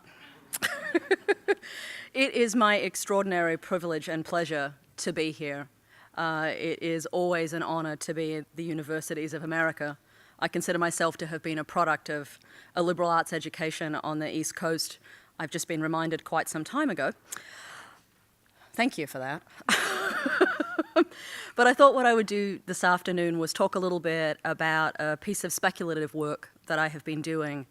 And it's fascinating to be reminded that it's 75 years since Freud's death, because I think in some ways he would resonate with this topic. I entitled this lecture Making Life because I'm very interested in the ways in which technology has served both literally and figuratively to shape our imaginations. I'm also really interested right now in the topic of robots. I've just learnt the sign for robots. Very obsessed with the topic of robots because I find them fascinating as a proxy for a certain set of conversations about what is technically complicated but also always the subject at the center of our imaginations. So those were a number of gracious introductions for me. I think probably it is best to say two other things. I am indeed the child of an anthropologist, but I'm also the child of an engineer. My father was an engineer, as were both of my grandfathers. And whilst I grew up living with Indigenous people, I also grew up dismantling engines. So I have a certain affinity for the mechanical that I tend not to talk about very publicly. My father would be saddened by that, I am sure.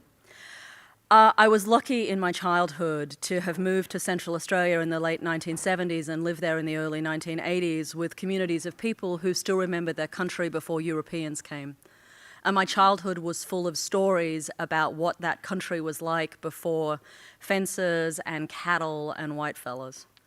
And most of my childhood was spent as a result without shoes, not speaking English, and never with the invitation, "You seem interesting," which as far as I was concerned wasn't really a job description. And every time I pushed them and said, "What would I be doing?" they said, "Well, we don't know yet." And that was not necessarily comforting.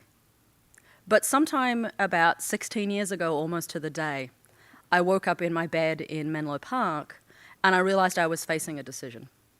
I could choose to stay in the university system and pursue tenure, and I knew what that would take. And I knew just how good I was going to have to be for the intervening 6 or 7 years before I accomplished that mission.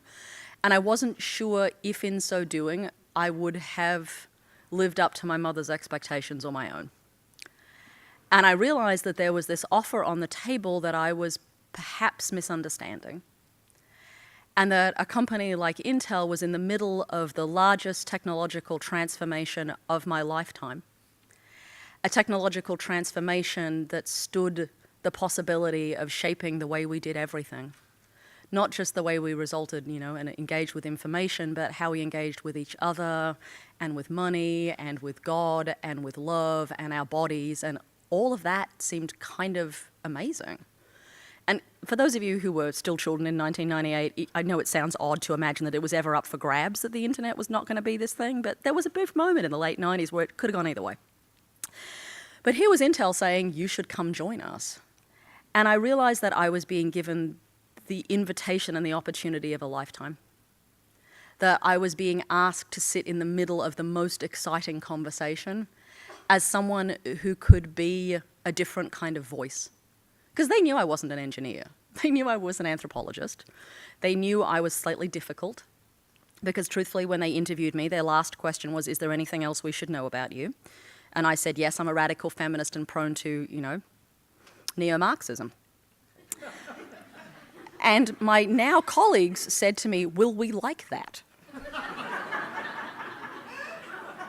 And I could quite honestly say, probably not for the first 6 months, which turned out to be accurate.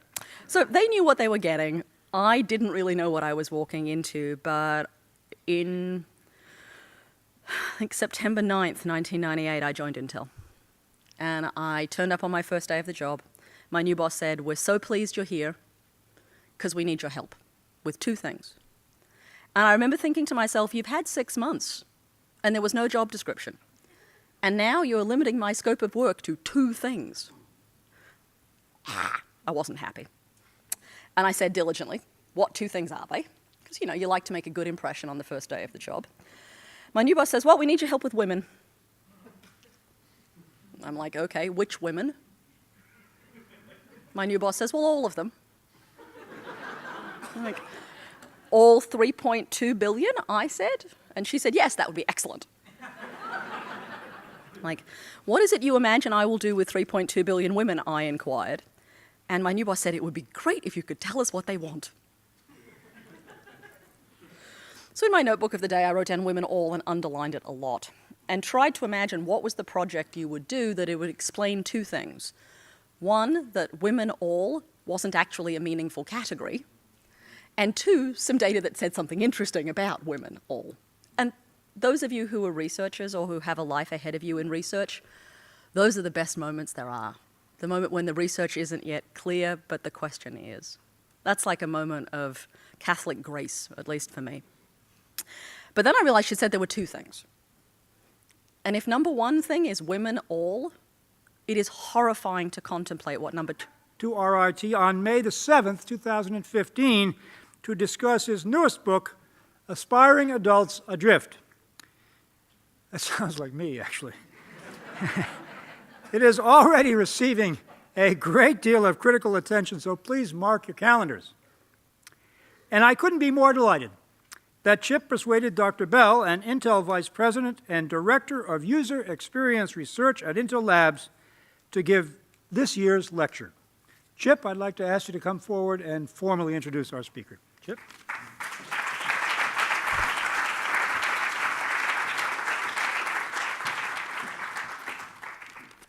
Thanks very much, Bill. Over 20 years ago, on a beautiful autumn day, not unlike the present, at the majestic and sprawling grounds of the Pugh family estate, known as Glenmead, which served as Bryn Mawr's graduate student housing, I first met Genevieve. I was ensconced in my first semester of graduate study for the PhD, and my dear friend, Philip J. Kent, an Australian from Sydney, introduced us. His subsequent death left a tremendous void for all of us who knew him. She and I spoke only very briefly. It was nothing more than a very quick exchange before she went on her way. Yet I've never forgotten that fleeting encounter. Philip remarked to me afterwards in his characteristic way, "She's off to Stanford." Sorry, I'm having trouble reading here. She's off to Stanford now for more graduate study, and you'd better watch her. She's something special, a real martyr. Tough as nails, fearless, and smart as a whip. More or less, end of quote. I followed his sage advice, and I watched her meteoric rise with great interest. I'm immensely grateful to her for agreeing to be with us here today. Genevieve, thank you. I'm not finished. I have more, I'm sorry. Dr. Bell's work at Intel reminds me of an old Swedish expression, "Bara döda fiskar följer strömmen," which translates roughly as "only dead fish follow the stream."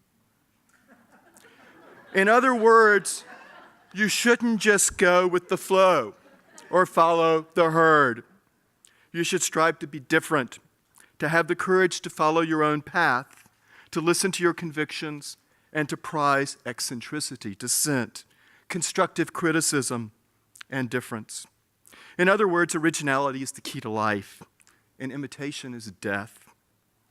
Often described as the gadfly, contrarian, dissenter, and outspoken social scientist, a female in the traditionally male-dominated field of corporate engineering, Dr. Bell has always been nothing but fearless. Her tweets, under the name Feral Data, are followed by a growing worldwide audience. Feral Data is a perfect notion for her electronic presence. After all, she spent much of her childhood down under, in the remote Australian outback, the daughter of a renowned cultural anthropologist. In school. I know that's a dreadful thing to say at a university. And I hasten to add I wasn't homeschooled, I simply wasn't schooled at all. My long division has never recovered from this, but I know how to get water out of frogs. And that's not something you can say about everyone. It also is in some ways unexpected, given such a peripatetic childhood, that I would end up in the United States and in American industry. That was never my chosen path. My mother, as Professor Sheffield rightly points out, was an academic, but she was also an activist and a firm believer in social justice.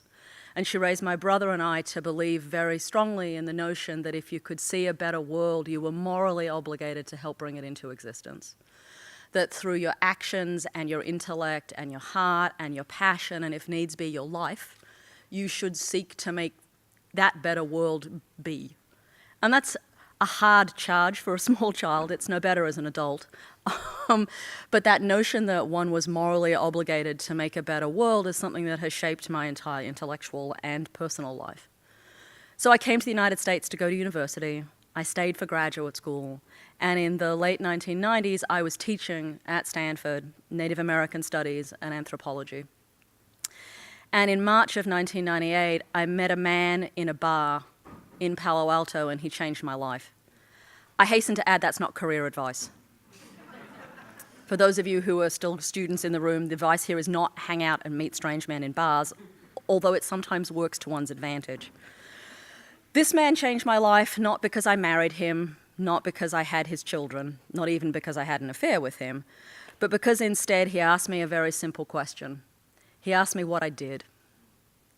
And I said I was an anthropologist. He turned out to be a serial entrepreneur in Silicon Valley and didn't know what that was. So I explained it to him patiently. He then said, "What are you doing with that?" And I said somewhat proudly, I will admit, that I was a tenure-track professor at Stanford University. And he looked at me and said, "Surely you could do more." And that was an extraordinary thing to be told, as someone who was raised to, believe in the university system. And I left at that point, because that was really enough of that conversation. So imagine my surprise when he called me at home the next day, because my mother, like I'm sure some of the mothers in this room, had cautioned me not to give my number to strange men in bars, and I hadn't. And this was 1998, before Google, before LinkedIn and Facebook, before a white box on the internet into which you could have typed my name. And instead, he'd done it the old-fashioned way. He called every anthropology department in the Bay Area looking for me, by description. She's redheaded, Australian, loud. To the infinite credit or discredit of the secretary of the Stanford Anthropology Department, she said, "Oh, you mean Genevieve, would you like her home phone number?" And so here I have Bob on the phone saying, "You seem interesting." And I'm saying, "But you don't." And then he said words that for some of you will, much like me, haunt me for my life. He offered to buy me a meal. And when you're fresh out of graduate school, the prospect of free food is still a motivating factor. So I had lunch with him. Ultimately, he introduced me to the people at Intel who interviewed me and made me a job offer. I turned them down 6 times because I couldn't understand what it was that the job would be. It didn't have a description. It didn't really have a title. It mostly came. Good afternoon. Distinguished guests, colleagues, faculty, staff, and students and friends, it's a pleasure to welcome you to the 3rd annual Eugene H. Fram Chair in Applied Critical Thinking Lecture. And this is actually becoming a significant fall tradition here, and I think it's a wonderful way for us to start the academic year. As you might recall, the Fram Chair in Applied Critical Thinking was established in 2012 by an RIT alumnus who wishes to remain anonymous, but he established it as a way to honor his former teacher, Dr. Eugene Fram, the J. Warren McClure Professor Emeritus of Marketing in the Saunders College of Business, where he served on our faculty for, get this, 51 years. And he's still here to tell the tale. Gene has traveled all the way from California to be with us today. Gene, would you please stand to be recognized? I see you up there somewhere.